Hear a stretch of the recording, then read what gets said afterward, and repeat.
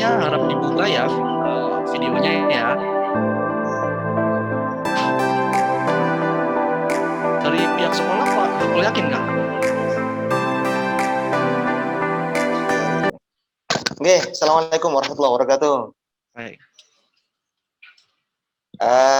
Selamat pagi Pak Dwiana.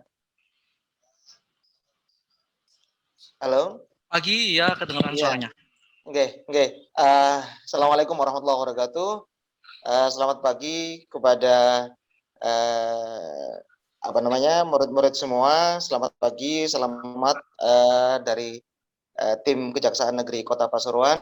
Syukur alhamdulillah pagi hari ini kita mendapat kehormatan untuk mendapatkan penyuluhan tentang hukum dengan program Jaksa Masuk Sekolah.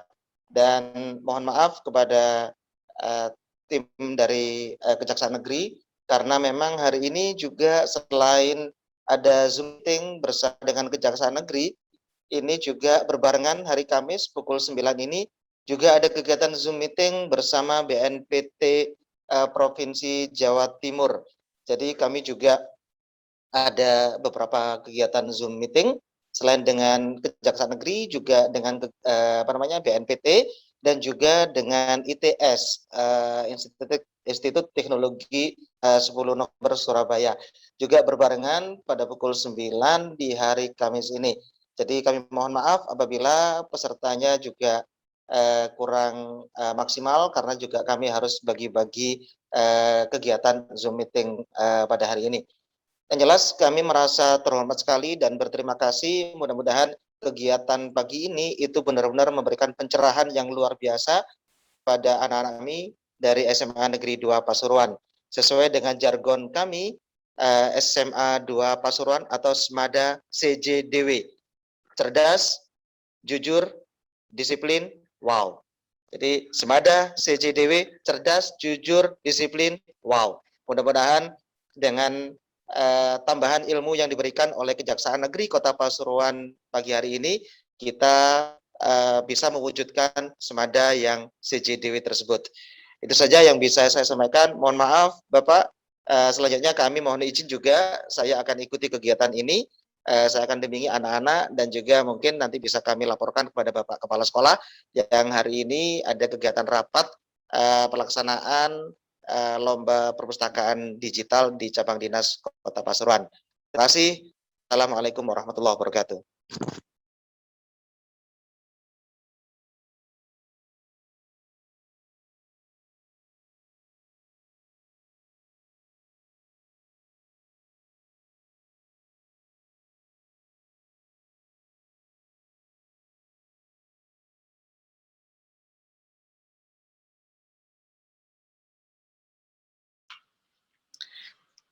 Oke, terima kasih.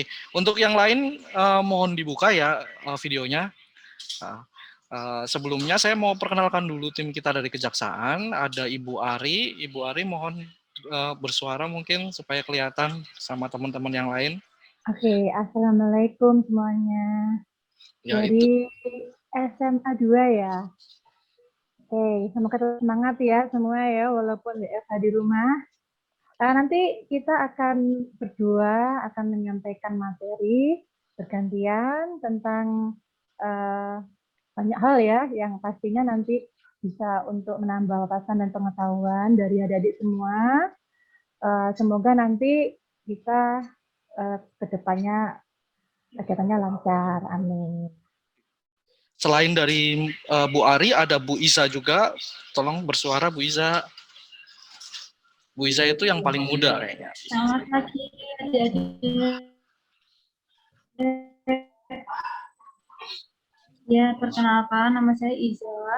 Saya di sini calon jaksa. Jadi tugas saya di sini membantu Bu Ari dan Pak Martanto. Terima kasih.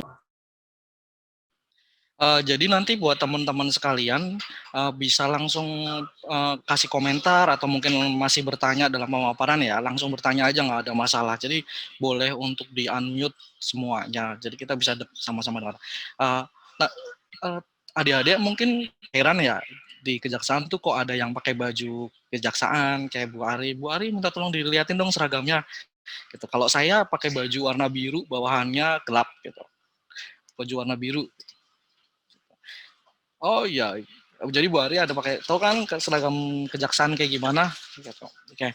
Jadi nanti kita juga akan memperkenalkan gimana sih itu kejaksaan sebenarnya, fungsi kejaksaan dulu supaya teman-teman tahu gitu posisi kejaksaan gimana, dan siapa tahu juga di masa depan mungkin adik-adik sekalian berminat untuk berprofesi sebagai jaksa. Gitu. Untuk itu mohon bantuan dari Mbak Isa, tolong di-share dong tadi video awal pengenalan tentang kejaksaan terlebih dahulu. Mbak Isa tolong di-share ya video yang tadi.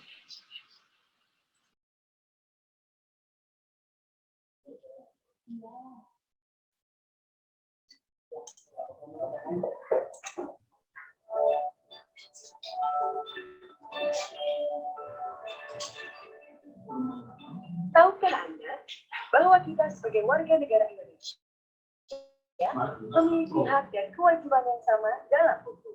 Hal ini tercantum dalam Undang-Undang Dasar Negara Republik Indonesia tahun 1945 pasal 27 ayat 1. Ini berarti setiap warga negara Indonesia berhak mendapatkan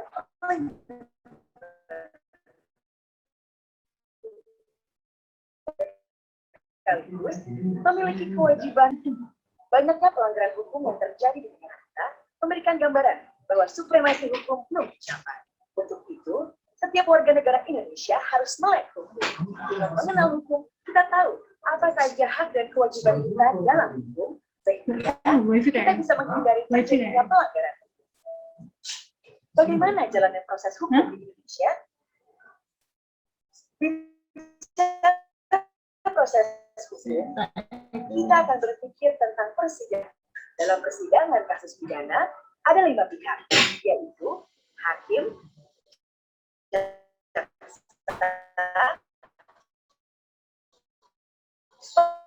pengacara, terdakwa, serta saksi, atau sering juga sebagai berdasarkan kitab undang-undang hukum acara pidana.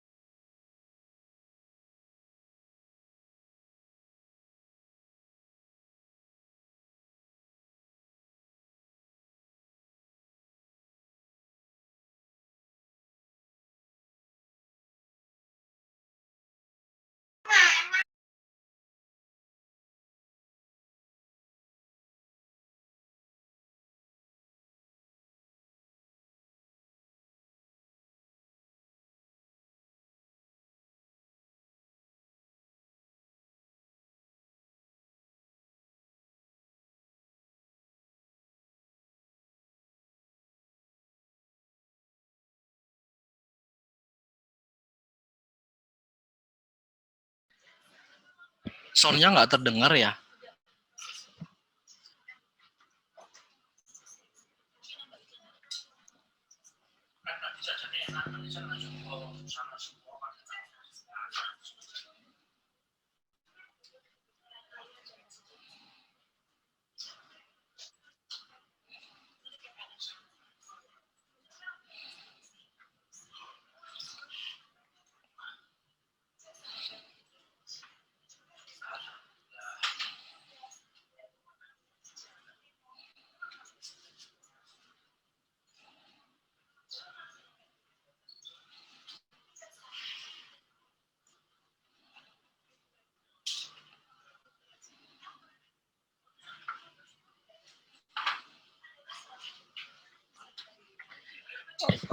Buat adik-adik apa bisa dengar suara dari ini video yang ditayangan? Nggak dengar kayaknya ya? Tidak. Oh, nggak dengar ya? Langsung aja ya, Kak. Mungkin ngulang juga soalnya kayaknya kelamaan. Jadi itu tadi kalau ngelihat dari tayangan video yang tadi diputar, itu menerangkan sih sebenarnya cerita posisi kejaksaan sebagai aparat penegak hukum. Dasar hukumnya itu di Undang-Undang Nomor 16 Tahun 2004 tentang Kejaksaan Republik Indonesia gitu. Di undang-undang itu kita sebagai satu-satunya lembaga negara yang memiliki tugas penuntutan. Gitu. Jadi satu-satunya negara yang memiliki tugas penuntutan dalam penegakan hukum itu ada 3 pilar, 3 lembaga, yaitu kepolisian, kejaksaan, dan kehakiman gitu. Alur perkaranya itu kepolisian yang melakukan penyidikan dan penangkapan terhadap pelaku tindak pidana, kemudian dilakukan pemberkasan, penyidikan, terus dialihkan ke penuntut umum. Penuntut umum itu kejaksaan, untuk selanjutnya dilakukan persidangan di pengadilan. Oke. Kemudian saya juga mau ada juga video satu lagi yang mau saya share dulu untuk teman-teman supaya ada bayangan. Oke, saya co-host ya, Bu Iza ya. Saya co-host berarti saya bisa langsung share video ya. Sebelumnya mungkin dari teman-teman ada juga nggak yang mau menanyakan dulu nih seputar kejaksaan sebelum kita masuk ke materi tentang penyuluhan hukumnya? Ada yang mau tanya dulu nggak mungkin?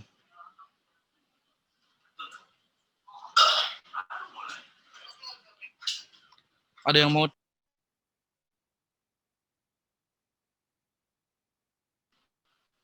Saya tanya dulu cara sharing video. Teman-teman ada? Share screen, videonya udah dibuka dulu. Oh, videonya dibuka dulu ya. Oke, terus? Videonya udah dibuka, share screen. Oke.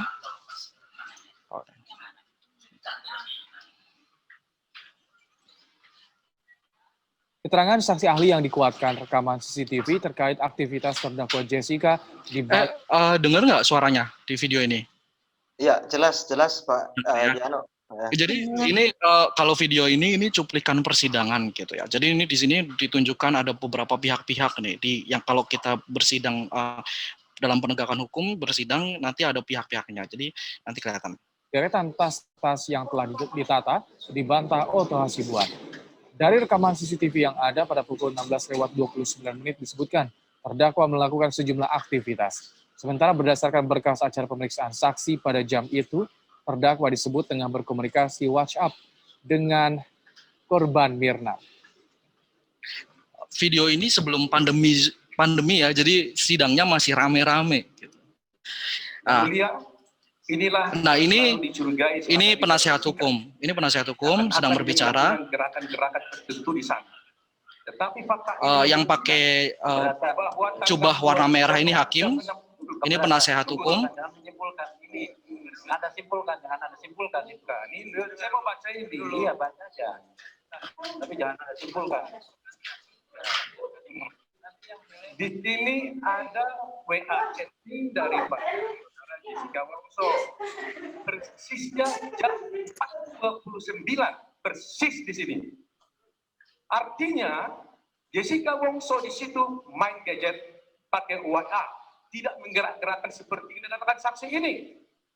Ini faktanya. Jadi saya baca ya. Jessica Wongso diperiksa oleh ahli. Ini seperti yang ditanyakan, sama seperti kemarin kejadian ketika ahli CCTV. Ini yang lagi berbicara penuntut umum.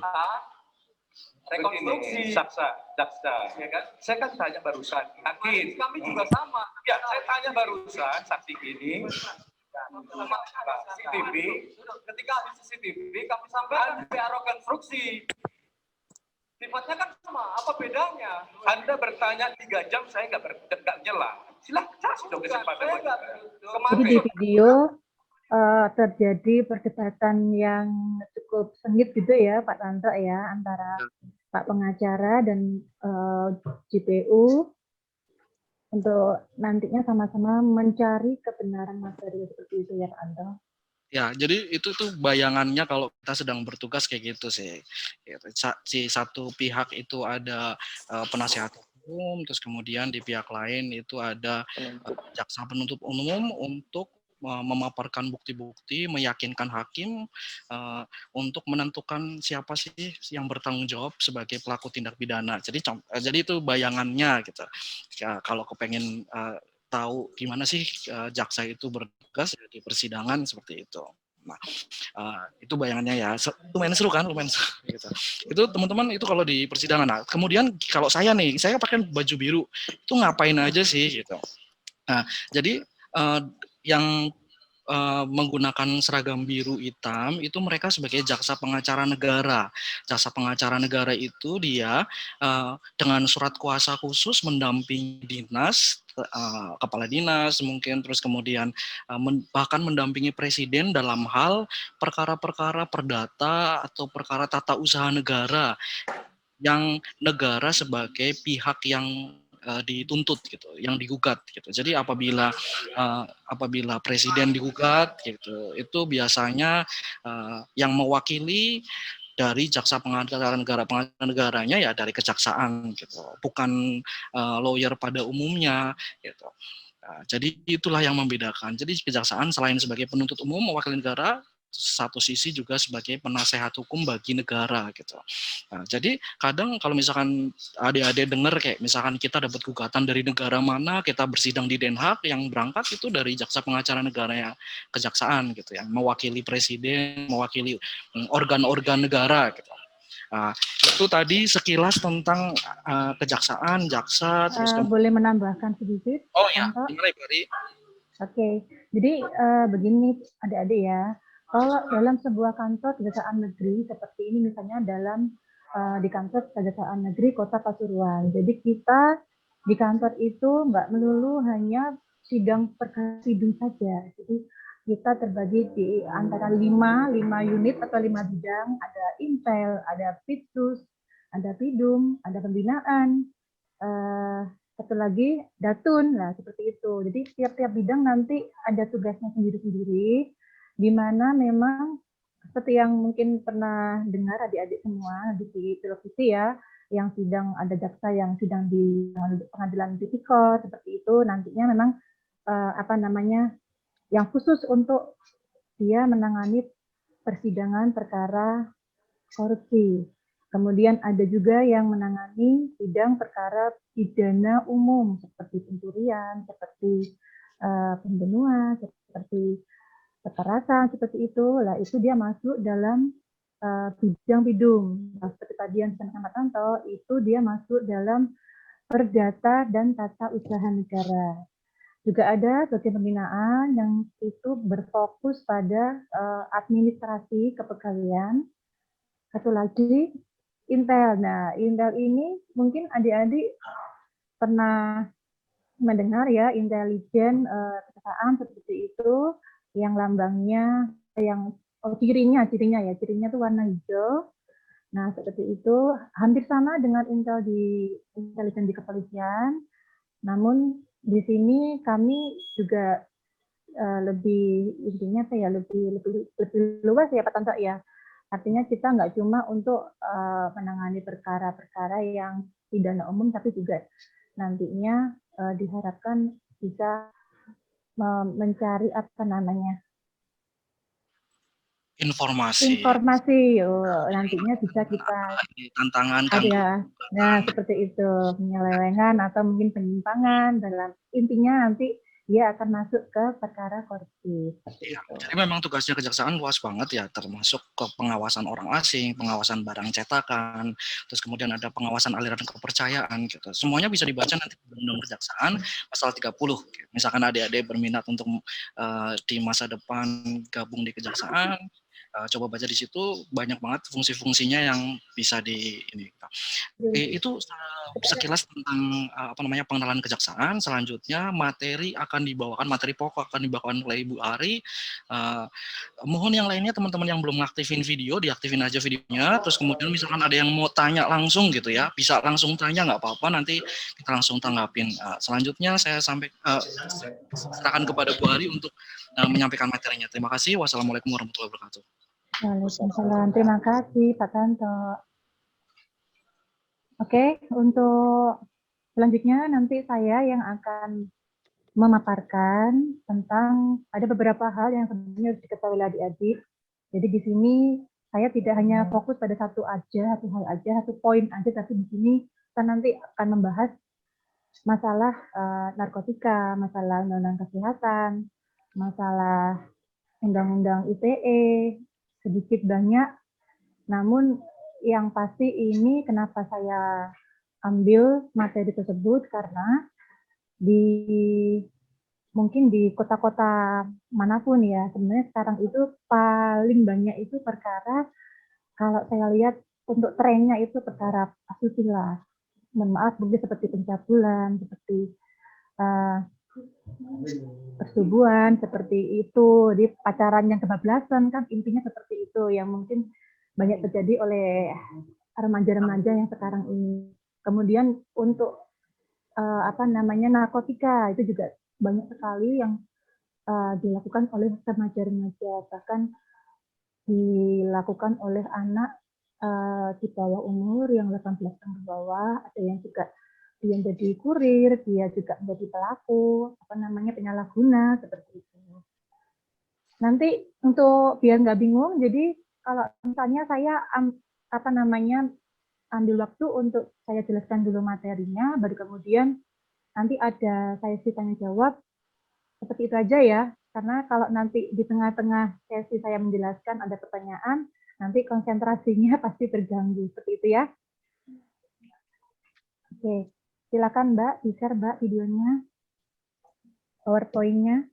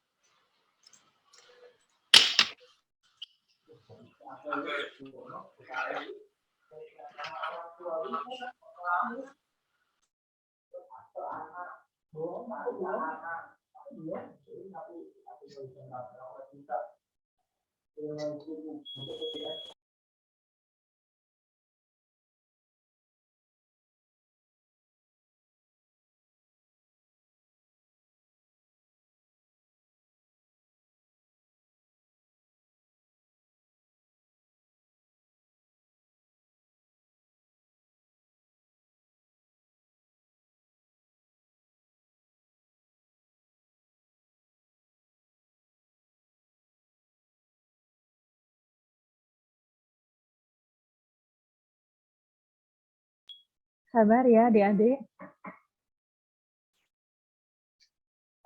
Yang pertama.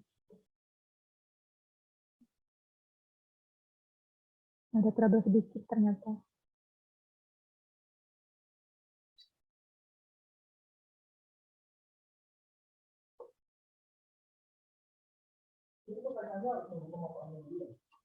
Mending gitu nanti kita biar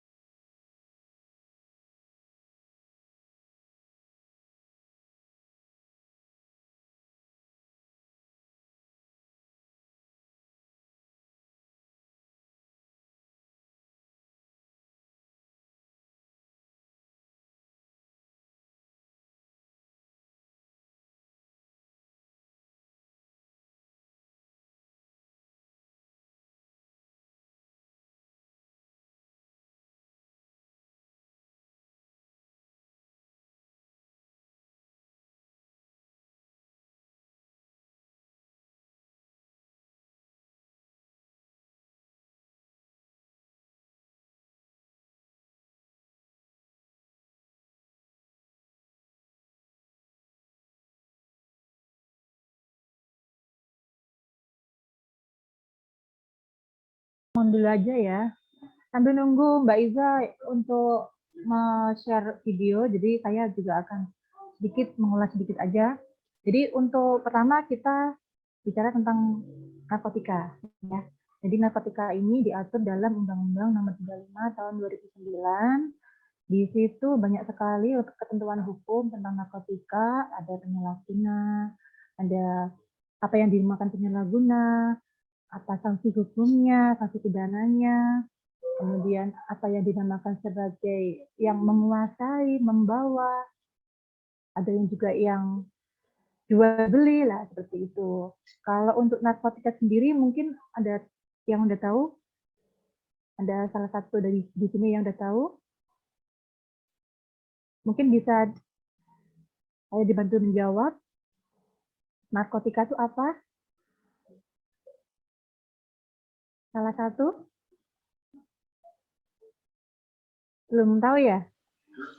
Oke, karena belum tahu, jadi saya bantu jawab ya. Jadi narkotika ini adalah zat atau obat yang berasal dari tanaman atau bukan tanaman, baik sintetis maupun semi sintetis, yang dapat menyebabkan penurunan atau perubahan kesadaran, hilangnya rasa, mengurangi sampai menghilangkan rasa nyeri, dan dapat menimbulkan ketergantungan. Ya, yang ini dia dibedakan dalam golongan-golongan yang sebagaimana terlampir dalam Undang-Undang Nomor 35 Tahun 2009. Jadi memang narkotika ini dia juga sebagai obat ya.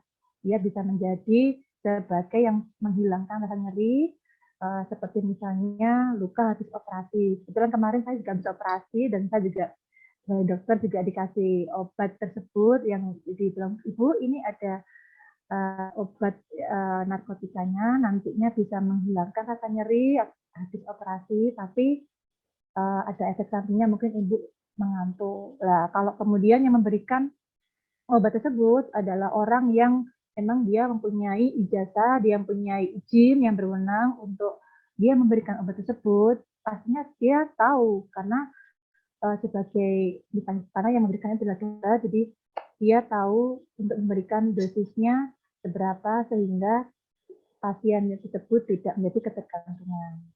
Sudah oke? Okay? Udah Mbak? Banyak banget materinya. Banyak materinya. Oke, jadi ini udah muncul ya untuk PowerPoint-nya. Di sini untuk undang-undang narkotika ada pasal 111, pasal 112 yang mana pasal-pasal ini sering banget dilanggar oleh masyarakat ya. Di sini pasal 111 ini dia barang siapa tanpa hak atau melawan hukum menanam, memelihara, menguasai, menyediakan narkotika, ada penjara, ada hukuman ancamannya paling singkat itu 4 tahun, paling lama 12 tahun. Dan ada dendanya juga sedikit, paling sedikit 800 juta rupiah, paling banyak 8 miliar rupiah. Kemudian jika perbuatan menanam, memelihara, memiliki, menyimpan, itu beratnya melebihi 1 kilogram atau melebihi 5 batang pohon, maka lebih berat ya, pidananya akan menjadi minimal atau paling singkat 5 tahun, paling lama 20 tahun. Kemudian pasal 112,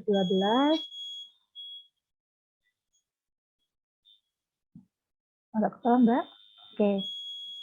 Kalau yang 112 ini hampir sama dengan pasal 11, namun dia di sini sama ya, memiliki, menyimpan, menguasai.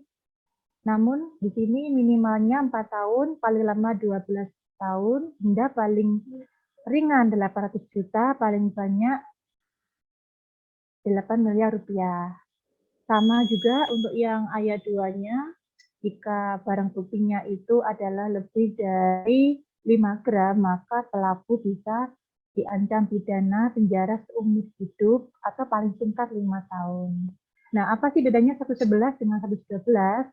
Kalau bedanya di sini 111 itu difokus pada berupa tanaman seperti tanaman ganja. Kalau 112 ini dia fokusnya pada seperti contohnya, ini contoh ya, pakai contoh seperti sabu-sabu seperti itu. Jadi itu bedanya seperti itu. Next, Mbak.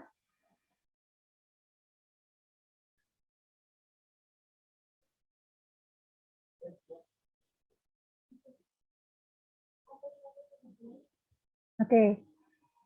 Untuk pasal 127 ini adalah pasal yang digunakan untuk menjerat para penyalahguna. Jadi penyalahguna ini dia menggunakan narkotika untuk diri sendiri, bukan untuk diperjualbelikan, bukan juga untuk dia diberikan orang lain seperti itu, didesakan ke orang lain, dia dipakai untuk dirinya sendiri. Di sini ada 3 poin, yaitu 1, narkotika golongan 1, itu pidana penjara paling lama 4 tahun. Yang kedua, pidana penjara paling lama berapa tahun, Mbak? Ini nggak kelihatan ini. 2 tahun ya. Kemudian yang terakhir adalah 1 tahun. Nah, ini adalah pasal yang sebenarnya intinya untuk menjerat pecandu narkotika sebenarnya. Cuma kalau teman-teman di sini tahu bahwa sekarang ada didengungkan bahwa pecandu itu tidak seharusnya dihukum, tidak seharusnya dipenjara, tidak seharusnya dipidana. Lah mereka bisa menjalani rehabilitasi. Di sini nanti ada asesmen dan sebagainya yang harus dipenuhi syarat-syarat oleh para pengguna atau penyalahguna narkotika untuk dia nggak perlu dipenjara, tapi dia bisa untuk menjalani rehabilitasi di tempat-tempat yang ditunjuk oleh pemerintah seperti itu. Oke, next Mbak. Nah, sekarang kita beralih untuk bicara tentang Undang-Undang Nomor 36 Tahun 2009 tentang kesehatan. Kok di sini pasal 196 dan 197 ini adalah banyak sekali pelanggaran tentang pasal ini. Di sini dia fokus pada memproduksi atau mengedarkan sediaan farmasi dan alat kesehatan yang tidak memenuhi standar dan atau persyaratan keamanan, khasiat atau kemanfaatan. Tidak ada minimal hukumannya, namun ada maksimal hukumannya 10 tahun dan denda paling banyak 1 miliar rupiah. Dan pasal 197-nya sama, namun di sini berlaku untuk 106 ya, ini pasal 106. Oh iya, ada pidana penjaranya paling lama 15 tahun dan denda paling banyak 1.500.000.000 rupiah. Untuk yang masih bingung, kok bisa ini fokus untuk yang Undang-Undang Nomor 36 tentang kesehatan ini adalah untuk yang menjerat pelaku tindak pidana yang mengedarkan atau memproduksi sedia farmasi seperti apa sih?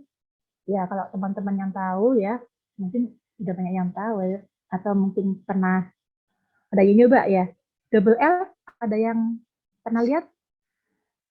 Double L atau mungkin pil koplo. Ada yang pernah melihat atau memegang atau bahkan mungkin minum pil koplo? Nah, itu nanti kalau sampai dia mengedarkan, memproduksi double L, contohnya double L ya, ini di sini saya pakai contoh yang double L.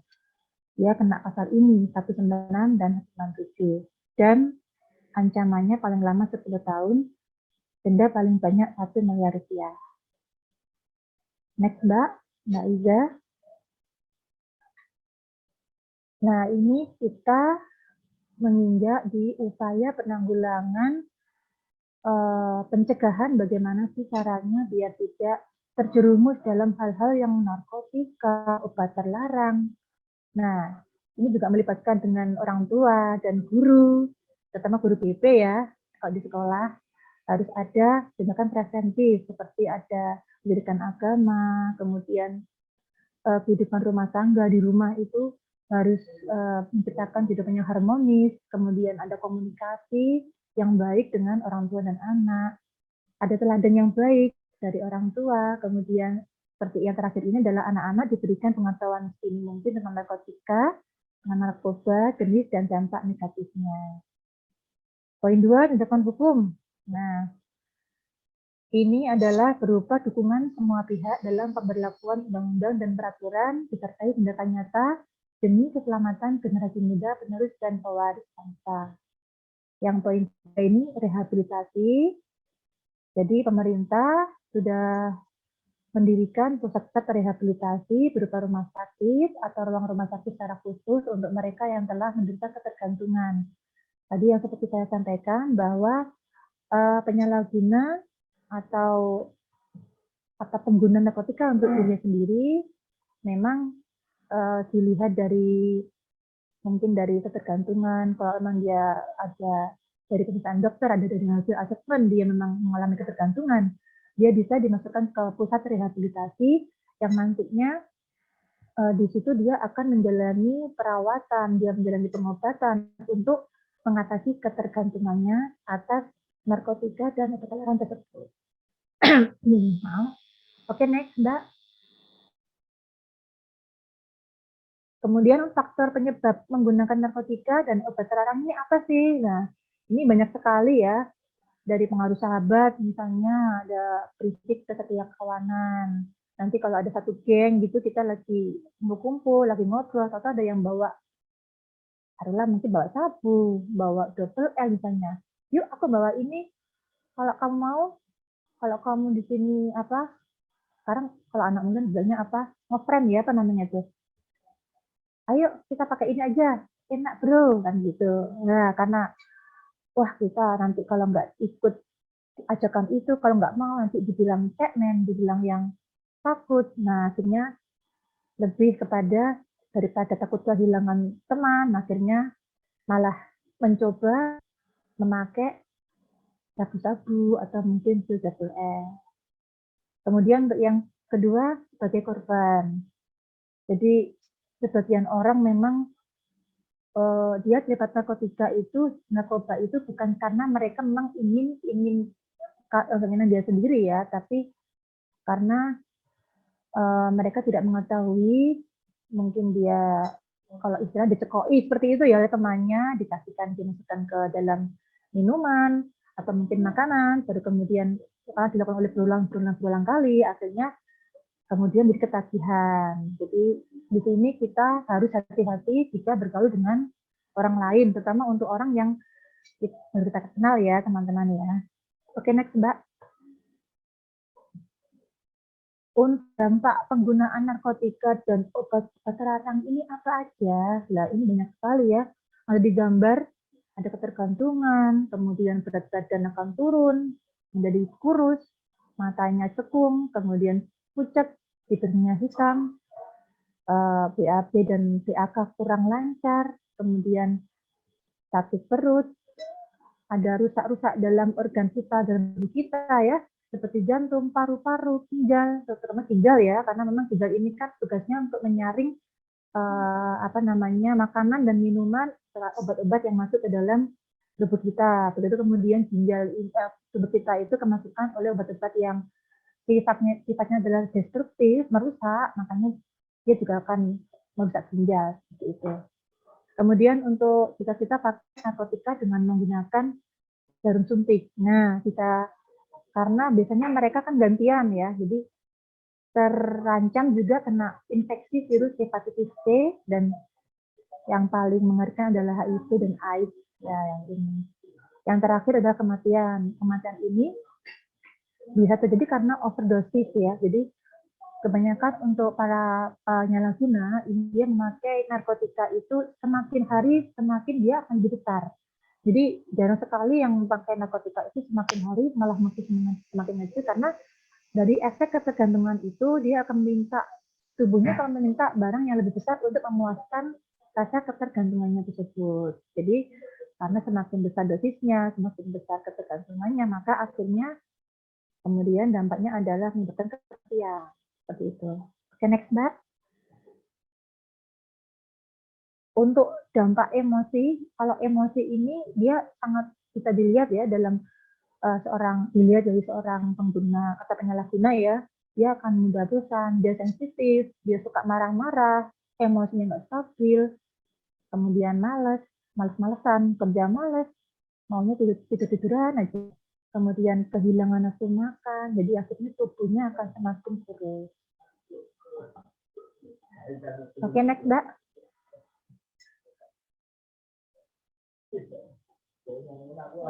Jadi untuk narkotikanya udah selesai, kita lanjut ke pornografi menurut hukum. Mbak mungkin bisa kita lanjutkan dulu untuk gambarnya yang Bang Boril, Mbak. Ada yang bawah lagi. Nah, mungkin teman-teman di sini pernah lihat ya Bang Boril, kasusnya Bang Boril, Ariel. Sebentar ya. Tapi kan mereka memang pasti tahu kan semuanya tentang Ariel ini ya kan. Dia kena perkara apa sih? Nah, jadi Ariel ini di person dulu waktu itu masih di Peter Pan ya. Dia pernah menjalani hukuman karena dia melanggar pasal 27, kemudian pasal 45, dan dia melanggar Undang-Undang RI nomor 11 tahun 2008, Undang-Undang ITE, kita pasal 29, sebagai salah satu yang melakukan pornografi. Oke, Mbak, yang tadi sebelumnya? Yang tadi? Nah, oke. Jadi kalau pornografi itu bisa dibaca ya di sini. Kalau Undang-Undang Republik Indonesia nomor 44 tahun 2008, pornografi adalah gambar, sketsa, ilustrasi, foto, tulisan, suara, dan sebagainya yang intinya pesan lainnya melalui berbagai bentuk media komunikasi. Ditunjukkan di muka umum yang intinya memuat kecabulan atau eksploitasi seksual yang melanggar norma kesusilaan dalam masyarakat. Ada 3 objek ya di sini dan 3 sifat. Sifatnya adalah mengandung pencabulan, eksploitasi seksual, dan melanggar norma kesusilaan. Next, Mbak.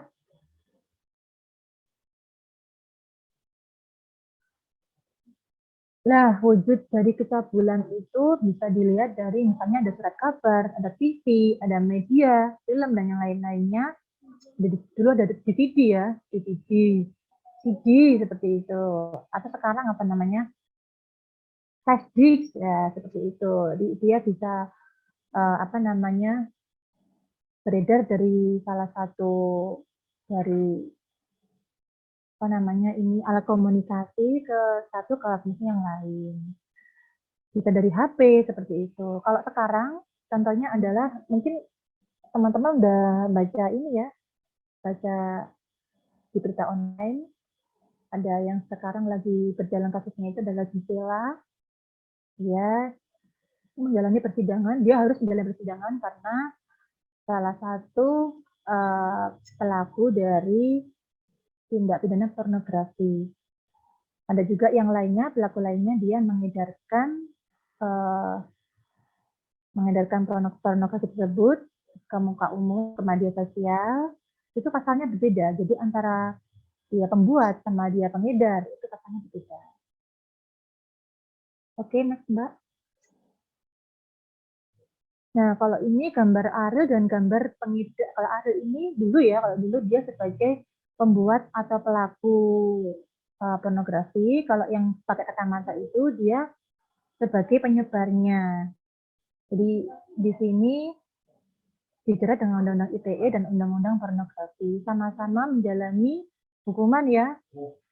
Jadi masing-masing pelaku, masing-masing pengedar, dia menjalani hukuman. Mbak, bentar. Mbak, ini kok low ya? Kenapa ya?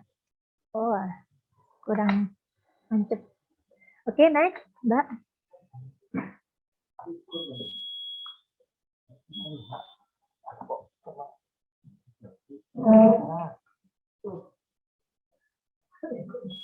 Jadi kalau untuk pencabulan dan persetubuhan, kenapa saya fokus ke 2 masalah ini? Karena sebenarnya perkara yang masuk dalam Kejaksaan Negeri Kota Pasuruan, salah satunya paling banyak adalah perkara pencabulan dan persetubuhan terhadap anak. Dia pakai Undang-Undang Nomor 35 Tahun 2014 tentang perubahan Undang-Undang Nomor 23 Tahun 2002. Jadi kalau bisa dibaca ya untuk artinya pengertian persetubuhan menurut KUHP. Jadi untuk pengertian anak, KUHP pidana di sini menyebutkan bahwa anak adalah yang umurnya belum mencapai 16 tahun. Kalau untuk Undang-Undang Nomor 23 Tahun 2002, anak adalah seorang yang belum berusia 18 tahun, termasuk anak yang masih dalam kandungan. Kemudian dalam Undang-Undang ACTA juga ada disebut anak berkonflik hukum. Disebut juga anak adalah anak yang telah berumur 12 tahun tapi belum berumur 18 tahun. Kemudian ada juga yang anak yang berhadapan dengan hukum adalah anak yang berkonflik dengan hukum. Yang memang ini, jadi karena di Kejaksaan Negeri Kejari Kota Pasuruan ini mungkin perkara sedikit ya, tapi kalau sebelumnya kebetulan saya bertugas di Kejari Jombang itu hampir 70% itu perkara tentang undang-undang ini, pencabulan dan persetubuhan terhadap anak. Bisa terjadi pada pelakunya dewasa, kemudian korbannya anak, bisa terjadi juga pada pelaku sama-sama anak atau umur. Jadi kebanyakan dari anak-anak yang pacaran. Mohon maaf ya, kalau di sini sudah ada yang punya pacar, punya teman ya. Jadi teman-teman dekat gitu ya. Nah, jadi kalau sekarang kan ABG sekarang mungkin punya pacar seperti itu ya. Sebenarnya boleh-boleh aja untuk mengenal lawan jenis, namun kita juga harus ingat bahwa yang namanya kita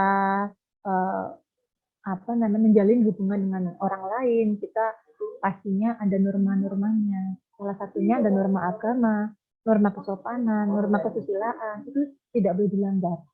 Jadi kita boleh mengenal lawan jenis, tapi kita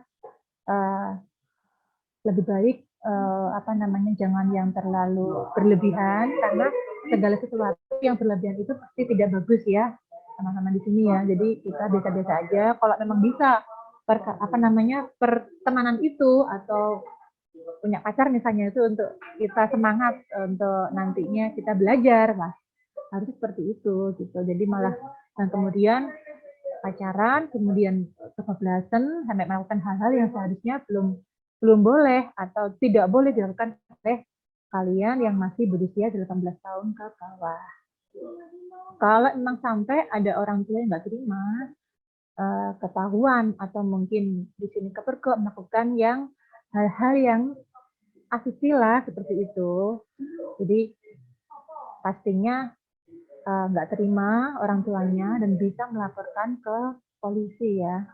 Nantinya bisa terkena pasalnya Undang-Undang Nomor 35 Tahun 2014 tentang perubahan Undang-Undang Nomor 23/2002. Mbak Iza, next Mbak.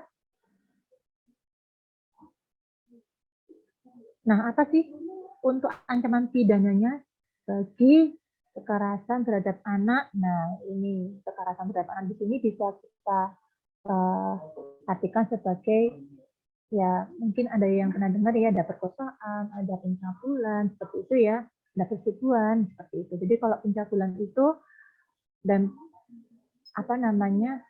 mungkin ada yang masih bingung pencabulan dengan persetubuhan apa sih Bu bedanya? Nah, bedanya sini. Kalau pencabulan itu intinya dia memegang bagian-bagian tubuh yang tidak seharusnya. Jadi kalau misalnya ada yang bercanda gitu ya, kita megang, mohon maaf, megang dada, megang pantat, seperti itu sudah termasuk cabu. Kalau yang persetubuhan, ini adalah masuknya kemaluan laki-laki ke kemaluan perempuan. Kalau misalnya nanti dia jadi perkara di kejaksaan, di kepolisian, nantinya pasti akan didukung dengan bukti visum dari dokter. Jadi untuk korban akan divisum, nanti hasil pemeriksaannya dilampirkan dalam berkas perkara. Lah itu nanti menjadi bukti kuat bagi jaksa untuk melakukan persidangan ya untuk menjerat pelakunya ya. Di sini ada ketentuannya, pidana penjara paling lama 3 tahun dan 6 bulan. Dendanya juga ada. Jika berat, maka akan lebih lama, ancamannya 5 tahun. Jika mati, maka hukumannya akan 15 tahun. Kalau yang pasal 80 ini di sini nggak hanya melulu tentang pencabulan dan perkosaan ya, tapi di sini dia juga misalnya ada orang tua, bukan orang tua ya, jadi ada penganiayaan, kemudian korbannya adalah anak di bawah umur sampai kemudian meninggal dunia, maka dia pakai pasal ini. Bukan orang tua ya, kalau orang tua nanti pasalnya beda, pasalnya akan pakai KDRT. Mungkin Pak Tanto mau menambahkan, silakan Pak Tanto. Sepertinya ada yang mau menambahkan? Oh, nggak ada ya? Oke. Nah, baca ini ya. Pasal 81 ayat 1, ini yang tentang persetubuhan. Pasal 81 ayat 2 tentang apa nih? Oh, persetubuhan juga. Kemudian pasal 76E. Nah, ini yang pasal 82, 76 itu pasal 82 ini adalah fokus ke perbuatan cabul ya. Jadi ini misalnya ya ada pelaku gitu, dia ngomong kamu cantik, kamu manis, kamu seksi, mau dong, minta dong sekarang sih emang PAP ya. Ya, seperti itu. Tolong dong difotoin kamu lagi telanjang. Nah, itu kalau kemudian ketahuan oleh orang tua, ketahuan oleh guru, bisa dilaporkan ke polisi ya. Oke Mbak, next Mbak.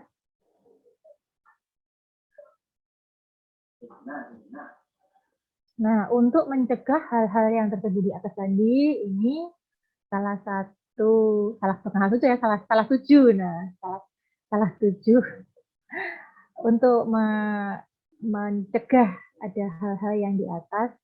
Jadi kita butuh juga peran orang tua, peran guru, lingkungan yang baik di sekolah maupun di rumah tangga, untuk memberikan satu pengawasan. Yang poin 2, memberikan tindakan yang efektif atau tegas untuk pelaku. Kemudian adanya komunikasi. Nah, yang lainnya bisa dibaca sendiri. Jadi kalau misalnya teman-teman yang lain atau adik-adik di sini punya ada orang lain ya, yang intinya dia meminta hal-hal yang sudah menjurus ke pencabulan, seperti itu, jangan takut untuk nanti melaporkan. Kalau emang ke orang tua itu sungkan atau takut, bisa kita minta tolong guru, kita sharing curhat ke guru, Pak, Bu, saya mengalami seperti ini gitu. Saya dipegang-pegang misalnya bagian tubuh yang seharusnya tidak boleh dipegang. Nah, ini gimana? Nah, bisa minta saran dengan guru dulu untuk nantinya diberikan tindakan gitu. Kalau masih si pelaku itu dia tidak mau berhenti, bisa kemudian lapor ke polisi gitu. Kalau keterlaluan pastinya lebih baik sih lapor polisi gitu, untuk menghentikan si pelaku bertindak yang lebih jauh lagi gitu. Karena biasanya dari awal itu dia mencoba-coba megang-megang yang mungkin ya berdada seperti itu. Nantinya kalau sudah dari korbannya itu kita tidak ada perlawanan atau takut, maka dia akan bertindak lebih jauh lagi gitu. Next Mbak. Sudah habis, oke. Jadi untuk contoh-contoh yang tadi saya sampaikan, tentang asusila, tentang persetubuhan, pencabulan, tentang narkotika, dan kesehatan. Kalau memang dari adik-adik di sini, teman-teman di sini ada yang masih belum jelas, silakan nanti bertanya. Kalau memang ada pertanyaan atau mungkin ada pengalaman, monggo bisa di-sharing di sini. Sebelumnya kita buka dulu sesinya, satu sesi dulu ya Mbak ya. Mungkin 3 pertanyaan dulu, Mbak Iza. Raise hand. Oke. Udah ada yang raise hand? Siapa? Atas nama? Nggak ngerti cara lihat gimana nih kalau raise hand itu gimana. Oke. Oh, langsung aja Mbak Indah. Iya, silakan bertanya Mbak Indah. Assalamualaikum warahmatullahi wabarakatuh. Waalaikumsalam warahmatullahi wabarakatuh. Saya Indah Malia. Sebentar. Ya, perkenalkan nama dulu ya Mbak Indah. Kelas berapa?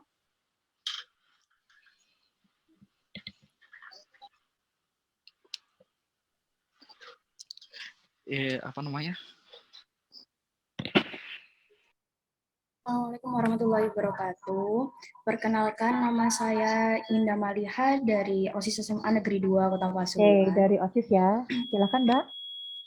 Di sini saya bertanya tentang artikel yang saya baca 2 hari yang lalu. Tapi maaf sebelumnya, ini soal masalahnya bukan sama seperti yang tadi yang ada di materi. Gak apa-apa Mbak, cerita aja. Ini Silahkan. kemarin saya sempat baca di artikel itu Mahkamah Agung memberi potongan masa hukuman terhadap beberapa koruptor yang ada di Indonesia. Nah, menurut saya alasan hakim memberikan potongan masa hukuman tersebut tidak sesuai dengan apa yang saya dan teman-teman lainnya terima gitu loh. Alasannya tidak dapat diterima oleh saya sendiri. Yang ingin saya tanyakan di sini, faktor apa yang membuat hakim dapat mengurangi masa hukuman untuk Pelaku tindak pidana gitu ya Mbak ya? Iya. Oke. Seperti itu. Tadi alasannya apa yang disampaikan? Alasannya apa yang tadi nggak diterima itu? Seperti contoh yang Jaksa Pinangki, katanya beliau alasan hakimnya ikhlas karena jaksanya dicabut, terus beliau merasa sah, terus seperti Bapak Joko itu alasannya seperti paling sopan di waktu pengadilan. Berkelakuan baik gitu sepertinya ya Mbak ya? Ya. Itu aja? Atau ada yang lain yang pertanyaan? Oke, mohon izin bertanya. Ya. Ini saya hakul yakin kembali Ibu Ari. Oke, silakan Pak. Mau nanya ini terkait dengan aksi pelecehan itu ya, atau pelecehan seksual yang terjadi. Apakah mungkin banyak sekali korban ini tidak berani melapor karena nantinya ketika sudah melapor kemudian ada proses, itu cenderung terutama wartawan atau media itu memberitakan. Jadi apakah tidak bisa korban ini benar-benar dilindungi, kemudian tidak sampai itu terekspos oleh media terutama. Karena kecenderungan mereka apabila nanti melapor, ini nanti akan diberitakan, bahkan tidak hanya media cetak, tetapi juga di TV muncul. Inilah yang menyebabkan korban-korban ini akhirnya enggan untuk melapor, begitu. Oke, terima kasih. Ya, terima kasih untuk pertanyaannya dari Mbak Indah dan juga Bapak Aku yakin. Hakul yakin ya. Oke, mungkin untuk yang pertama bisa dijawab oleh Pak Tanto. Oke, halo, terima kasih. Mbak Indah bagus banget ya. Maksudnya pertanyaannya itu dia ngikutin perkembangan gitu. Memang pada kenyataannya beberapa bulan ini itu dinamika hukum itu lagi banyak banget jadi sorotan ya, terkait banyaknya hasil putusan Mahkamah Agung yang mungkin meringankan koruptor gitu. Kita tahu banget gitu dari tataran teoritis tindak pidana korupsi itu punya efek yang sangat merugikan gitu. Merugikan hingga ke ke lapis yang paling bawah. Itu dia dikategorikan sebagai extraordinary crime misalnya gitu kan ya. Jadi tindak pidana yang kerugiannya bisa banyak, terus yang menjadi korban banyak orang gitu. Terus meruntuhkan sendi-sendi perekonomian gitu kan. Jadi sudah sepantasnya pelaku tindak pidana korupsi itu ya dihukum tinggi gitu. Itu menurut berat-beratnya gitu ya. Berat-beratnya gitu. Itu kan secara teoritis begitu gitu. Tapi rupanya dalam perkembangan hukum itu sebenarnya secara teori lagi ya, secara teori ya. Di dalam hukum sendiri itu ada tuh namanya teori yang namanya tujuan hukum gitu. Tujuan hukum itu ada kepastian, terus ada kemanfaatan, terus ada lagi satu tuh, pokoknya tiga hal teori Gustav Kiprah gitu namanya. Jadi itu ada 3 teori hukum di mana kemanfaatan, kepastian, sama apalagi satu saya lupa gitu. Dan itu rata-rata yang dijadikan alasan oleh hakim dalam meringankan putusan gitu. Yang namanya keadilan ya, kemanfaatan, kepastian dan keadilan ya kayak gitu. Jadi itu 3 teori itu, kemanfaatan, keadilan, kepastian, itu tuh tidak bisa saling berjalan bersamaan gitu. Jadi begitu sampai di ada perbuatan, terus kemudian kok hakim harus memutuskan, mereka tuh mempertimbangkan banyak hal. Contoh kayak gini, banyak halnya ya, seandainya perbuatannya dia itu mengakibatkan kerugian sampai 2 miliar. Gitu kan. Kerugiannya tuh 2 miliar. Gitu. Halo, siapa ini yang bucin? Siapa itu yang bucin? Kita lanjut lagi ya. Jadi tuh misalnya tuh tindak pidana korupsi itu mengakibatkan kerugiannya 2 miliar nih. Nah, ternyata si pelakunya ini harta-hartanya kan disita semua kan, harta-hartanya nih. Harta-hartanya gitu ya Pak Tanto ya. Disita semua, terus kemudian dilelang, ternyata tuh masih mengembalikan. Jadi uang negara itu dikembalikan gitu. Sampai 1,5 miliar, sisanya mungkin masih ada 500 juta dia harus pertanggungjawabkan. Bisa jadi itu pertimbangannya. Satu, mungkin kerugian negaranya sudah dikembalikan walaupun sebagian, itu satu. Terus yang kedua, kalau di di Undang-Undang KUHP ya, itu di pasal 10 kalau nggak salah, itu ada jenis-jenis hukuman, ada pidana pokok, ada pidana tambahan gitu. Kayak pidana pokok itu ada hukuman mati, penjara, terus kurungan gitu kan, dan hukuman perampasan hartanya, terus kemudian ada tidak boleh itu, jadi banyak macam hukumannya. Nah, bisa jadi, saya bilang bisa jadi ya, bisa jadi karena udah menjalani hukuman-hukuman yang lain, seperti tadi Mbak Indah bilang, satu hukuman dia sudah dipecat gitu. Jadi kehidupannya dia sudah tidak bisa apa-apa lagi. Terus bisa jadi ada lagi hal lain gitu.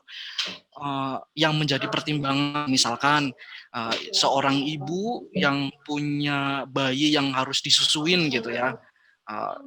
Memang itu pertimbangan-pertimbangan itu bersifat subjektif gitu. Buat orang lain nggak ada urusan, harusnya pertimbangan itu dia pikirkan sebelum melakukan perbuatan pidana gitu kan. Nah, tapi itulah dinamika hukum itu kayak gitu. 3 tadi. Bisa saja hukum itu supaya memberikan keadilan, tapi tidak memberikan kemanfaatan. Bisa saja memberikan kemanfaatan, tapi tidak memberikan kepastian gitu. Jadi itu 3 nilai yang nggak bisa jadi sama gitu. Itulah kemungkinan sih yang jadi dasar hakim tinggi ya. Kalau Mahkamah Agung kan sebutannya udah hakim tinggi ya. Jadi dia sudah mempertimbangkan bukan fakta lagi. Jadi gini, dalam persidangan itu ada persidangan tingkat pertama, itu berarti di pengadilan negeri, terus kemudian persidangan tingkat kedua di pengadilan tinggi, dan persidangan ketiga di Mahkamah Agung. Nah, masing-masing itu kayak yang dinilai kalau di tingkat dasar itu judek faksi namanya, jadi fakta-fakta yang dinilai. Tapi kalau yang di tingkat tinggi itu penerapan hukum, jadi judek juris. Nah, tadi kan Mbak Indah bilang, kok tiba-tiba diputus dipong hukumannya itu sama hakim tinggi. Nah, itu hakim tinggi itu pertimbangannya udah bukan fakta tapi penerapan hukumnya gitu, paham ya? Gitu. Itu serunya. Jadi nanti kalau adik-adik sekalian belajar hukum nanti akan ngalamin banyak di dinamika seperti itu. Oke, Itu boleh pertama. menambahkan Tanto? Langsung kedua aja. Enggak, saya tambahkan aja sebenarnya biar memberikan pengetahuan untuk teman-teman yang di sini ya. Jadi kalau untuk vonis atau hukuman yang dijatuhkan oleh hakim, itu memang bertujuan untuk memberikan efek jerah bagi para terdakwa atau orang lain yang ingin melakukan perbuatan serupa. Ini yang disebutkan oleh Pak Tanto. Namun dalam menyusun putusannya, majelis hakim selain mempertimbangkan kondisi atau situasi di persidangan, mulai dari pembacaan dakwaan hingga tuntutan, kemudian tidak menjatuhkan vonis, dia juga bisa mempertimbangkan beberapa hal. Hal ini apa aja? Ini sudah diatur dalam KUHP pasal 44, pasal 45, 46, 48 sampai pasal 50. Di situ ada semua, bisa dilihat sendiri ya. Jadi di sini ada hal yang meringankan hukuman pidana. Kalau dari kami, misalnya kami menyusun surat tuntutan ya. Ini untuk ada hal yang meringankan, ada hal yang memberatkan. Hal yang meringankan antara lain ya, saudara belum pernah dihukum. Jadi berbeda misalnya hukuman antara residivis atau pengulangan pidana. Bagi yang belum pernah dihukum sama yang udah pernah dihukum sebelumnya pastinya akan berbeda. Kemudian untuk yang kedua, terdakwa merupakan tulang keluarga. Itu juga salah satu poin yang bisa meringankan hukuman. Terdakwa sopan di persidangan, terdakwa mengakui dan menyesali perbuatannya. Sudah ada perdamaian, ini kalau misalnya seperti perkara pencurian atau mungkin penganiayaan, kan ada korban, ada pelaku. Kemudian terdakwa sudah berusia lanjut atas kesaksian, kemudian terdakwa belum menikmati hasil kejahatannya, dan terakhir terdakwa mengganti kerugian atau kerusakan. Ini kemungkinan kalau yang terakhir ini dari Pak Tanto tadi, terdakwa sudah mengembalikan kerugian negara seperti itu ya. Jadi salah satu poin untuk meringankan terdakwa ini dalam vonis hukumannya. Kemudian kenapa antara Jaksa Pinangki dan Joko Chandra ya berbeda, kan itu juga perannya berbeda-beda. Jadi saya nggak akan membahas lebih lanjut tentang peran masing-masing, di sini hanya fokus kepada kenapa berbeda. Jadi karena memang perannya yang dilakukan oleh Joko Chandra dan Pinangki ini adalah berbeda. Jadi untuk vonisnya juga nggak bisa disamaratakan, mentang-mentang koruptor ya nanti harus dihukum 10 tahun, nggak bisa seperti itu.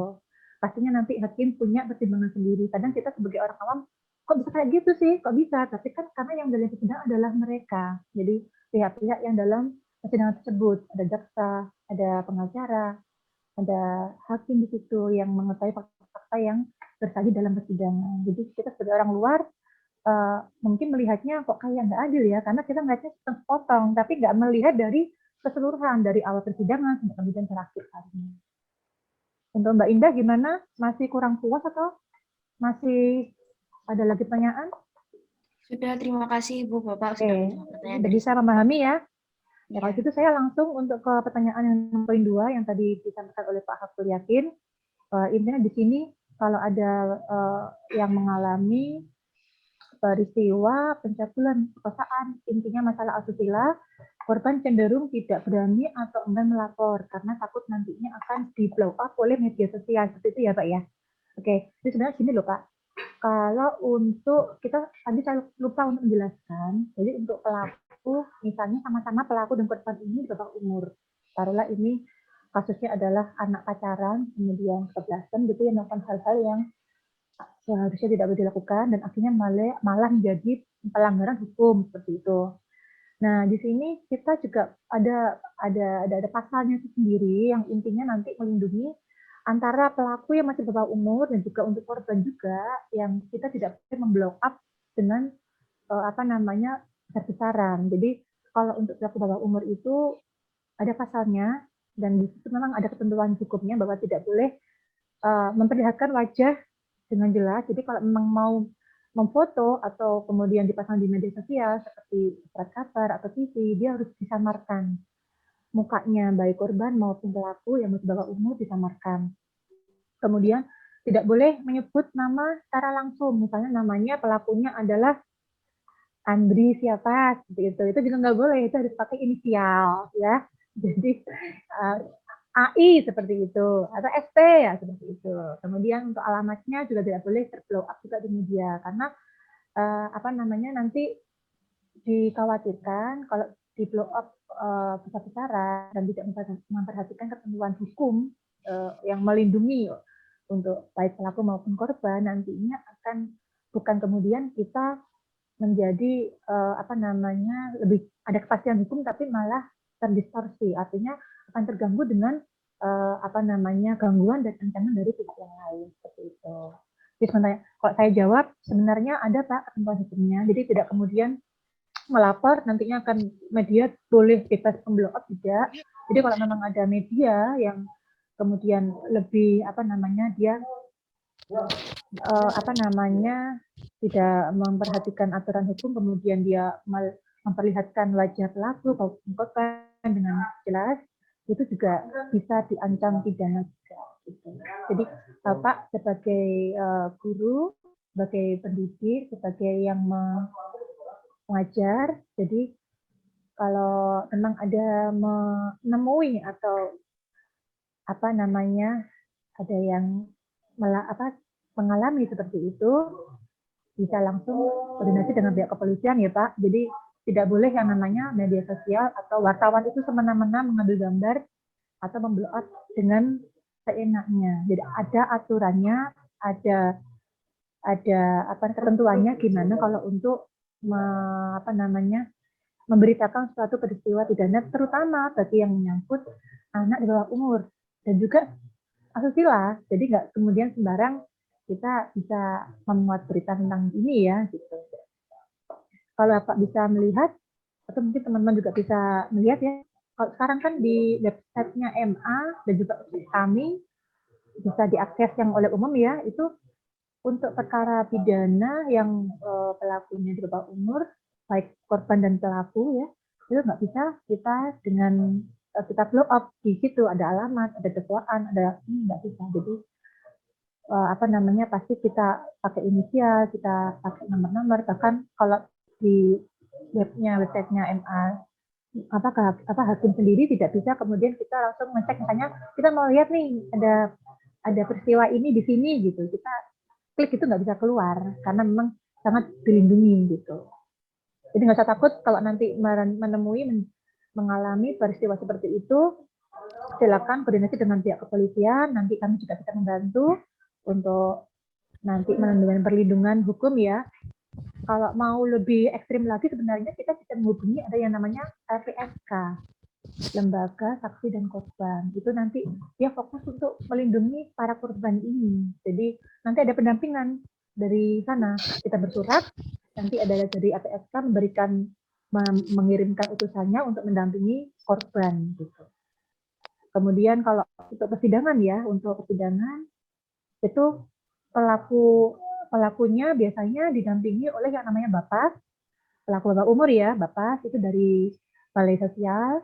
Kemudian untuk yang korban nanti didampingi oleh Peksos, jadi dari Dinas Sosial. Jadi juga ada kalau dari kami dulu waktu di Jombang ada yang namanya WCC, itu Women Crisis Center, itu juga dia melakukan pendampingan hukum. Jadi perlindungan termasuk yang dari pihak-pihak wartawan yang tidak bertanggung jawab seperti itu, yang pengennya memblow up aja tanpa memperhatikan kondisi mental si anak ini gitu. Untuk Pak Hakul gimana? Masih ada pertanyaan lagi atau sudah jelas dari yang saya sampaikan? Oke, sampun jelas Ibu. Oke. Mantap nuhun. Ya, terima kasih Pak. Ada yang lain lagi? Silakan untuk bertanya.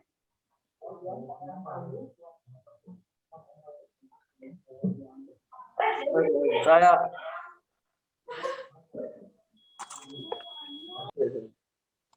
Ya, M-Virus. bentar, Pak. Oke.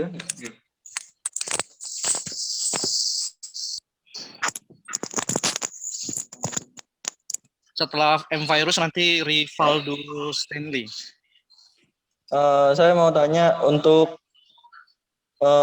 kasus untuk pelecehan kan nggak cuma untuk menyentuh. Lah, kalau bagaimana jika pelecehan secara verbal? Apakah itu termasuk hukum?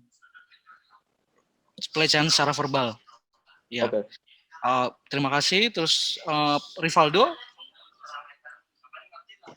Ya, permisi, selamat pagi. Saya Pak. dari FPK SMA N2 Kota Pasuruan. Oke.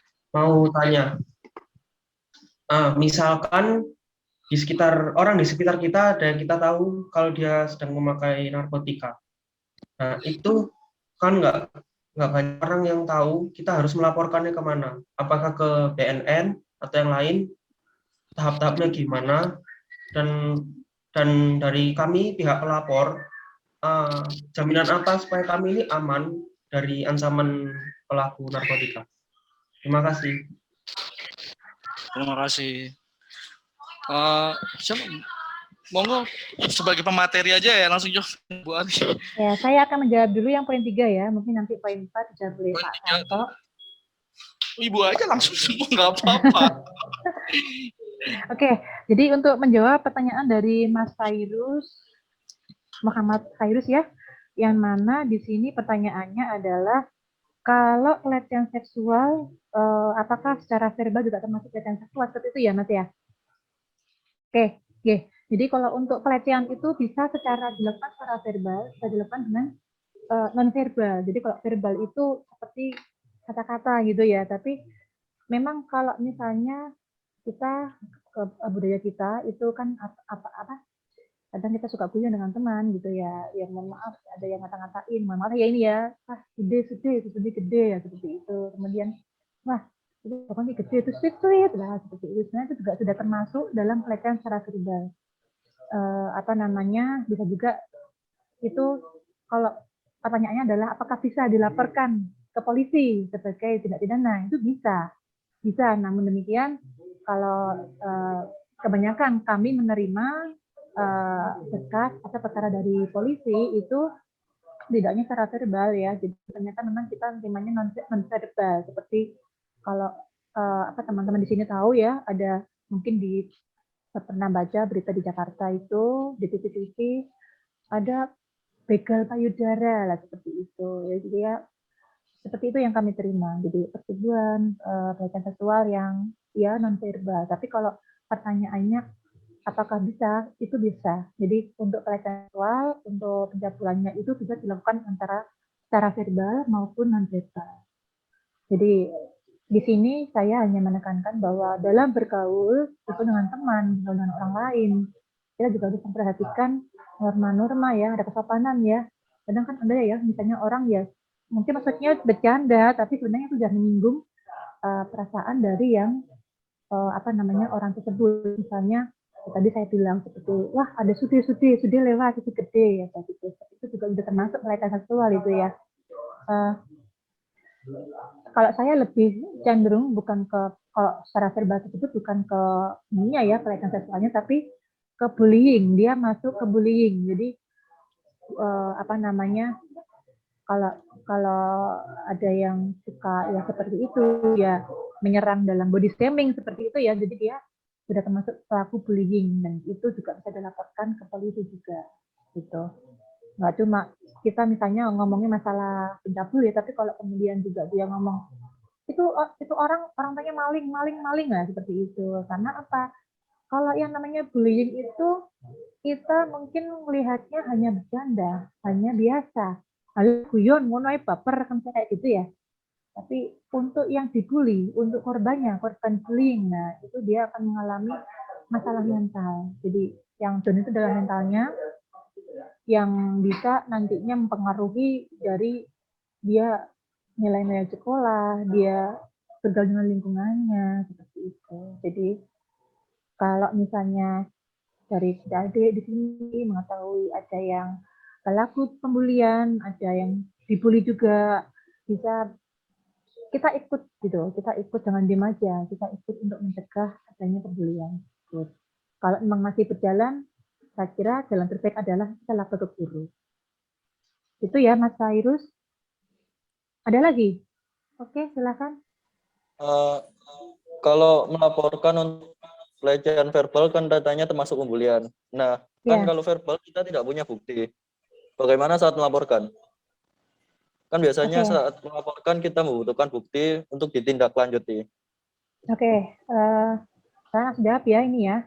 Jadi kalau bicara tentang bukti, kita di sini kalau untuk maju ke persidangan tidak hanya kita berpegang pada bukti saja gitu. Jadi ada yang namanya di sini ada keterangan saksi, ada namanya mungkin alat bukti yang lain seperti petunjuk, mungkin dari artinya kan banyak ya, nggak cuma satu orang yang mendengar. Kalau ada korban, si korban, ada kasus yang lain yang melihat atau menyaksikan peristiwa pidana. Kemudian nantinya di situ juga ada mungkin ada yang merekam, nah seperti itu juga bisa jadi barang bukti gitu. Jadi nggak usah khawatir kalau memang mengalami, tapi memang kalau biasanya untuk pelecehan secara verbal biasanya dari pihak polisi, kalau tahu saya ya nggak langsung kemudian semua langsung dinaikkan gitu enggak. Jadi dinaikkan semua langsung ditindaklanjuti langsung ini enggak, tapi sepertinya sekarang ada yang namanya mekanisme proses apa kan untuk mediasi ya namanya itu. Diversi.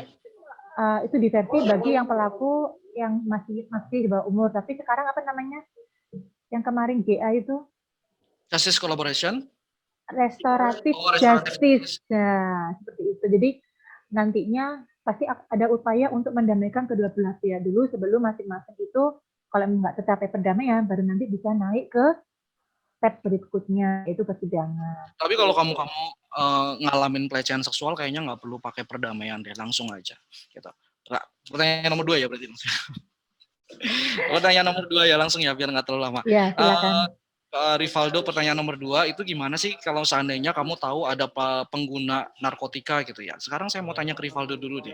Maksudnya si pengguna narkotika ini apakah keluargamu atau orang lain gitu? Orang kayak misalnya tetangga, misalnya gitu. Tetangga gitu. Teman gitu. Pertama gini, di undang-undang narkotika itu sebenarnya undang-undang narkotika yang sekarang itu dia sangat progresif sekali. Jadi dia mengkategorikan pengguna narkotika karena pengobatan, juga ada penyalahguna narkotika atau korban penyalahguna. Itu di undang-undang bilang gitu. Jadi mungkin Rivaldo bagus ya maksudnya pengen memberantas peredaran narkotika tuh maksudnya. Tapi jangan sampai laporan kita tuh disalahgunakan oleh orang lain. Kita nggak tahu penerima laporan itu betul atau enggak. Itu yang kedua.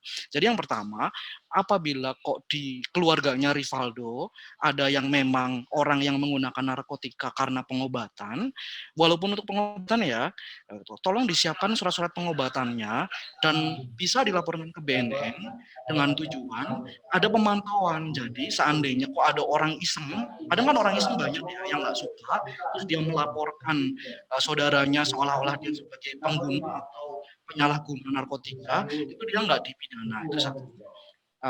Laporkan aja. Jadi kan ada surat bahwa dia menggunakan narkotika untuk pengobatan.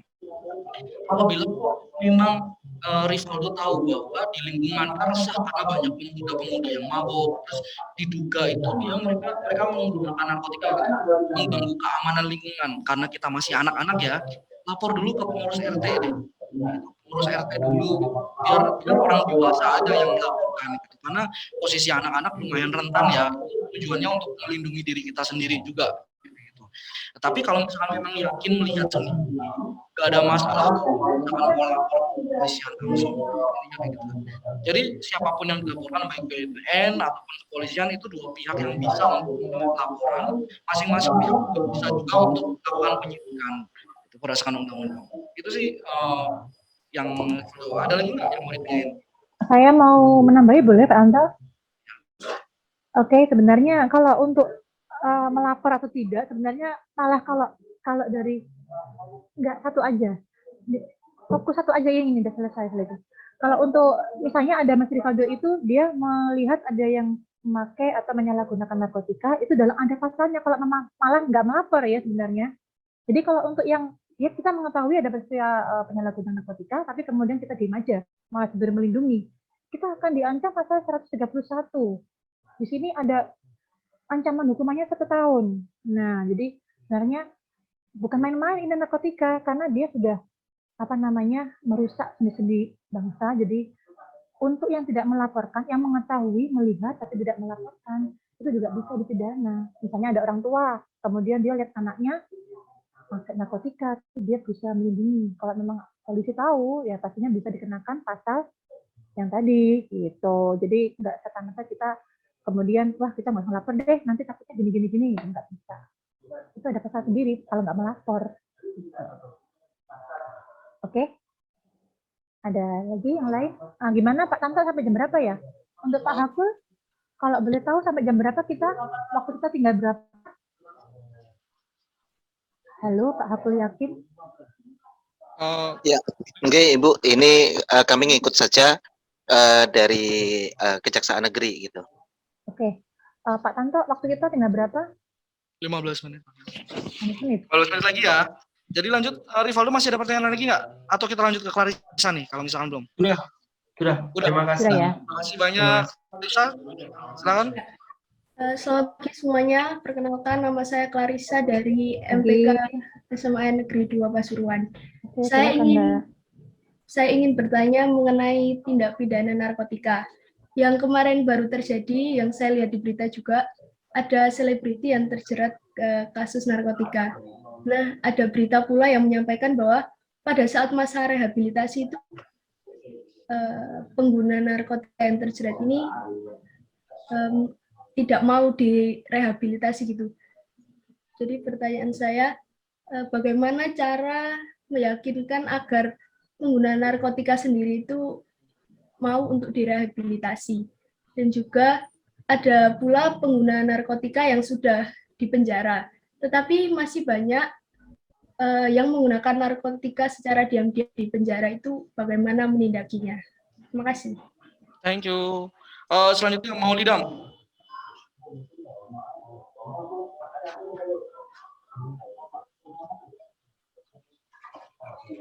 Lanjut aja. Ya.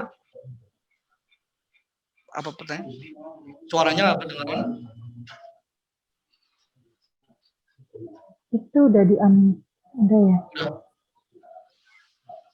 Volumenya dibesarkan mungkin Mas Maulidam. Masih belum ini ya, belum dengar ya. Belum dengar? Atau kalau misalkan susah, chat aja juga nggak apa-apa. Assalamualaikum warahmatullahi wabarakatuh. Waalaikumsalam warahmatullahi wabarakatuh. Saya mau bertanya, apa ada dalam hukum istilah uang tebusan untuk membebaskan tersangka? Dan apabila ada, apa itu termasuk dalam denda hukuman tersangka tersebut? Terima kasih. Ya udah, saya langsung jawab aja ya buat Maulidam ya. Nanti jawabannya Clarissa sama Bu Ari ya. Oke. Uang tebusan ya. Uang tebusan kalau di pidana Indonesia nggak ada. Tapi kalau di sistem peradilan Barat itu kita ada namanya plea bargaining. Plea bargaining itu modelnya hampir sama sih, kayak misalkan tadi versi itu. Jadi kayak gini, uang tebusan itu kayak gini. Misalkan kamu pelaku tindak pidana, terus kemudian ditangkap, terus kemudian kalau di serial Barat-Barat itu kan ada nih jaminan gitu ya. Jamin dengan uang terus dia bisa bebas gitu kan, tapi dia tetap mengikuti proses pidananya gitu. Tapi kalau di Indonesia tuh nggak ada uang tebusan tuh gitu, nggak ada, karena konotasi tebusan juga sebenarnya kan orang diculik lah atau ibaratnya ya, jadi konotasi tebusan aja itu udah bersifat negatif gitu. Tapi pada dasarnya perkembangan hukum yang sekarang itu ada jenis namanya diversi. Jadi apabila pelaku dan korban itu ada perdamaian,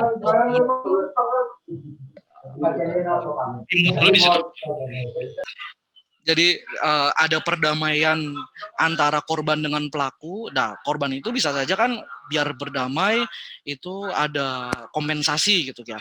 Bisa saja itu terjadi dalam perdamaian, tapi kalau masuk ke proses hukum itu nggak bisa. Jadi tidak ada namanya uang tebusan gitu ya. Gitu. Terus apa bedanya sama uang denda? Itu hukuman.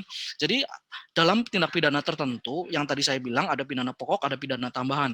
Pidana tambahan salah satunya pengenaan denda atau perampasan harta kekayaan gitu. Jadi salah satu hukuman ada juga itu, tapi itu bukan uang tebusan gitu.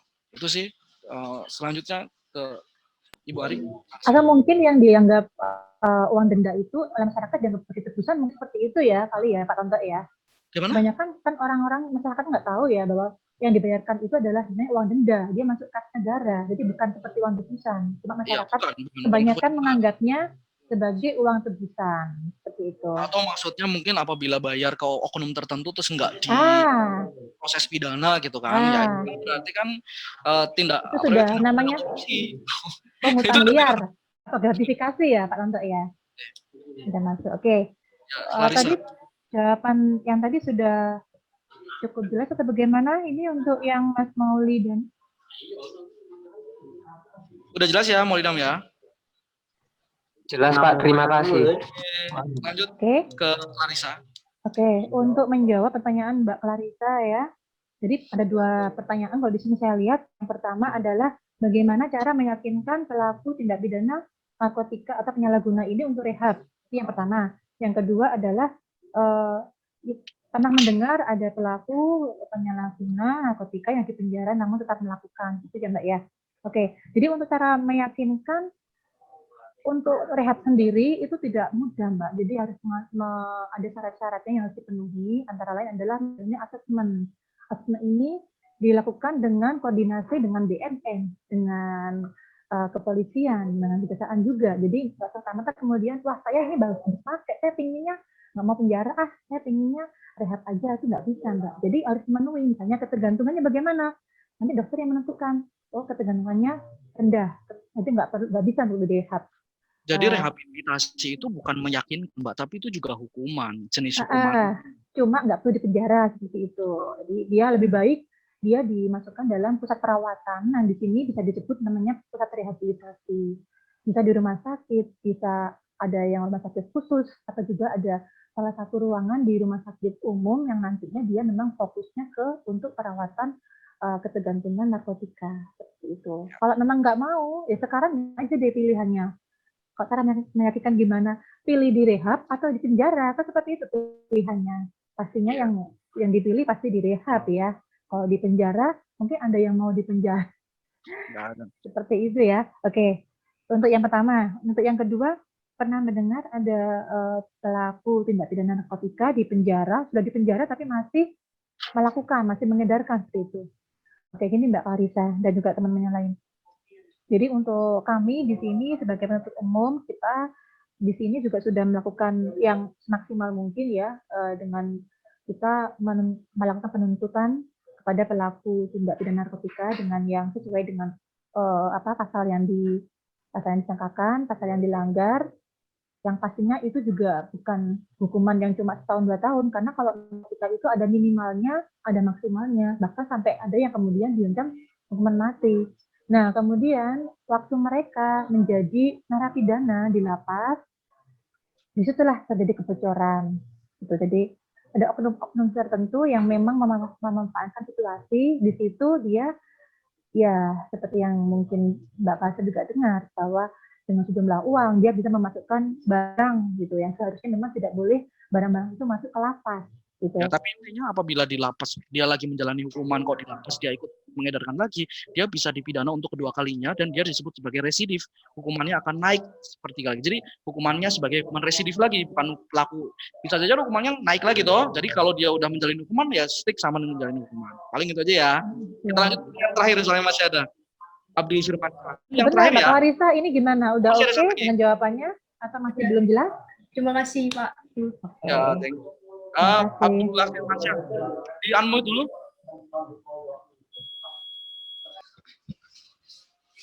Assalamualaikum warahmatullahi wabarakatuh. Waalaikumsalam warahmatullahi wabarakatuh. Saya Abdullah Firmansyah dari anggota OSIS SMA Negeri 2 Pasuruan. Ya. Mau tanya, dari dulu sampai sekarang kan banyak bermunculan opini publik bahwa penegakan hukum di Indonesia ini masih sangatlah lemah. Bahkan seperti pisau yang tajam ke bawah dan tumpul ke atas. Jadi menurut Bapak sama Ibu itu, apakah pernyataan tersebut bisa dibenarkan atau merupakan pernyataan yang salah? Terima kasih. Siapa nih yang mau jawab nih? Saya mau jawab. Gini. Jadi kayak gini, bukan pisau kali, pedang kali ya jawabannya. Pedang tajam ke bawah, tumpul ke atas, gitu.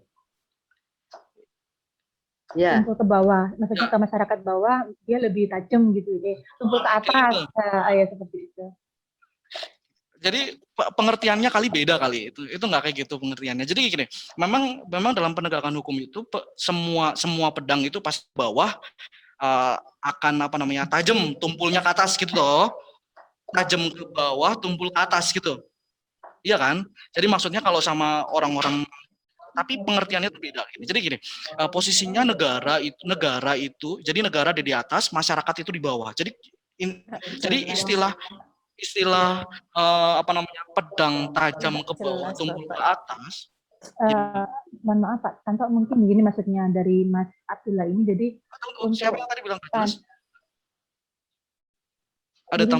Jadi mungkin seperti ini maksudnya. Jadi untuk masyarakat yang masyarakat yang kecil, hukum itu lebih keras, lebih tajam. Masyarakat yang mungkin elit ke atas itu dia akan lebih tumpul, bahkan kadang tidak punya kekuatan seperti itu. Tapi itu tuh maksudnya gini ya, istilah itu memang betul, tapi pengertiannya nggak kayak gitu Mbak maksudku. Jadi saya luruskan dulu ya. Jadi memang gini, hukum itu kan negara yang buat. hukum itu negara yang buat, ditujukan untuk mengatur masyarakat. Jadi lapisan negara ada di atas, masyarakat ada di bawah. Sebenarnya istilah itu benarnya seperti itu. Jadi memang hukum itu digunakan untuk mengatur masyarakat, makanya dia ditebaslah ke bawah gitu kan.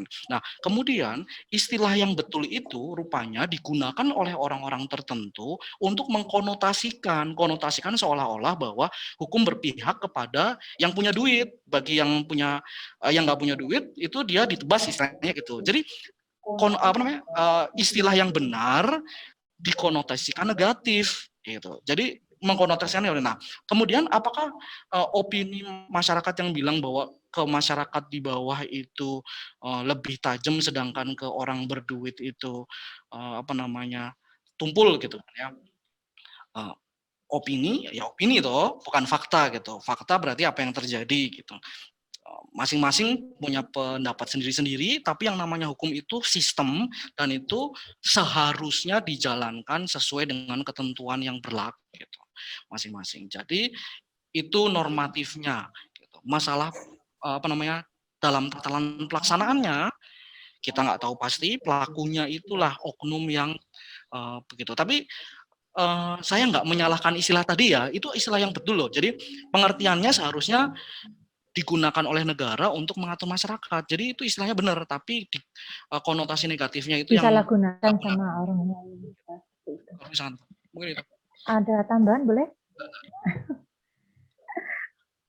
Oke. Karena memang waktunya sangat sempit sekali ya, bahkan udah habis kayaknya ya. Udah habis ya Pak Tonto ya? Iya udah habis waktunya. Atau mungkin satu lagi boleh? Silakan. Emang Pak Tonto? Udah habis. Pak Hakul? Ini kita kebetulan juga hari ini masih ada agenda yang lain dan kita juga tadi mendengar bahwa dari pihak sekolah juga masih ada kegiatan yang lain. Jadi memang kita tidak bisa menambah waktu lagi karena kita masih ada lagi harus melakukan kegiatan yang lain yang sudah ada yang datang malam ini ke pemeriksaan. Jadi sepertinya untuk diskusi kita kali ini, pertanyaan dan juga jawaban, saya sangat senang sekali karena banyak partisipasi, banyak teman-teman yang memang kayaknya semangat sekali ya untuk tahu apa sih hukum itu gitu. Kalau saya lihat seperti itu, jadi ada feedbacknya gitu, nggak cuma saya menerangkan, teman-teman menerangkan, terus diam aja nggak ada yang tanya. Tapi ternyata responnya sangat bagus sekali dan itu yang kami harapkan dan semoga nanti apa yang kami sampaikan ini bisa bermanfaat, menjadi menambah pengetahuan dan wawasan teman-teman yang sekarang ya untuk yang mendengarkan, terutama khususnya yang mendengarkan diskusi kita kali ini. Untuk selanjutnya, kalau memang ada pertanyaan lain, pengen tahu lebih lanjut tentang hukum, silakan nanti datang ke kantor kami. Jadi nanti kita juga tidak menutup pintu kalau memang masih ada masyarakat yang teman-teman yang memang masih mau bertanya masalah hukum, boleh silahkan. Tapi untuk yang sesi ini karena memang terbatas waktunya, mohon maaf tidak bisa kita tambah lagi. Mungkin dari Pak Tanto ada yang mau disampaikan, silakan Pak. Cuma itu aja ya. Terima kasih banyak atas waktu yang diberikan.